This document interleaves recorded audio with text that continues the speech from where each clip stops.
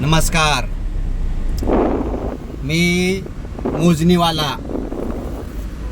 माझ्या निदर्शनात असं आलंय आत्तापर्यंत कोलवडी गाव, साष्टेगाव, आळंदी, मातोबा येथील 15 ते 20 हद्द कायमच्या मोजण्या चुकीच्या गेल्या असून भूमी अभिलेख त्याला जबाबदार आहे की नाही या आपण सोमवारी म्हणजे उद्या बघणार आहे. आणि भूमी अभिलेखचे जे अधिकारी आहेत गोपने साहेब, हे कितपत बरोबर आहे ह्याची मी सखोल माहिती घेणार आहे. आणि जे अधिकाऱ्यांनी चुकीच्या मोजण्या केल्यात त्या बरोबर करून घेणार मी. आणि त्याच फीमध्ये त्यांनी तर मोजणी फी मागितली आणि मोजणी काम करून देतो असं सांगण्यात आले, तर माझ्या एवढं वाईट कोणी नसेल. आता काय झालंय, पेरण्याचं एक प्रकरण आहे. त्या पेरण्याच्या प्रकरणामध्ये विषय काय आहे की पहिल्यांदा अधिकाऱ्याने हद्द दाखवल्या, नंतर दुसरा अधिकारी आला, ओव्हरलॅप केलं. असं पण नाही सर्वे नंबर वेगळा आहे, सर्वे नंबर तोच, परंतु अधिकारी 2 आल्यामुळं तेथील शेतकऱ्यांमध्ये वाद चालू आहे आत्ता.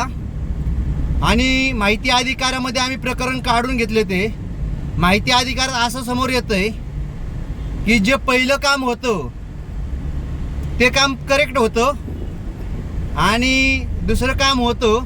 दोन्ही अधिकाऱ्यांना मी समोर घेणार आहे, दोन्ही अधिकाऱ्यांना विचारणार आहे तुम्ही बरोबर का हे बरोबर आहेत. तर त्यावेळेस आपल्याला स्पष्ट निदान होईल की त्यांनी कशावर काम केलेलं आहे आणि काय काम ती पद्धत आहे.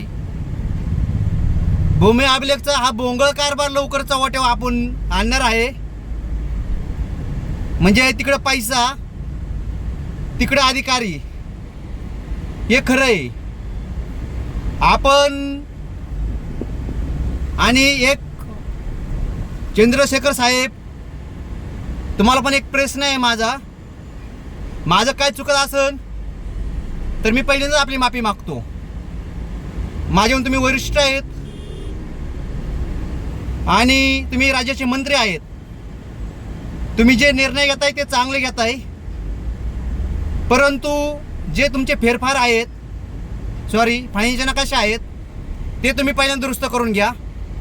कारण फाळणीच्या नकाशावर आणि गाव नकाशा आणि 7/12 ह्याच्यातील मेळ घालता बघितला असता पूर्ण 7/12 आणि पूर्ण फाळणीच्या नकाशा हे चुकीचे आहेत.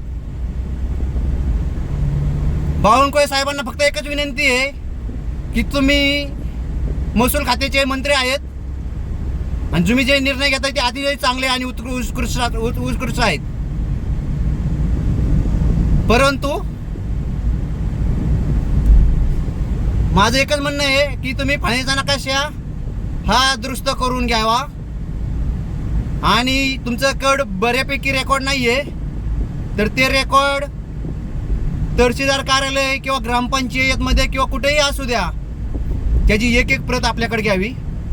म्हणजे शेतकरी बंधूंना आणि अधिकाऱ्यांना काम करण्यासाठी सोपं होईल. धन्यवाद.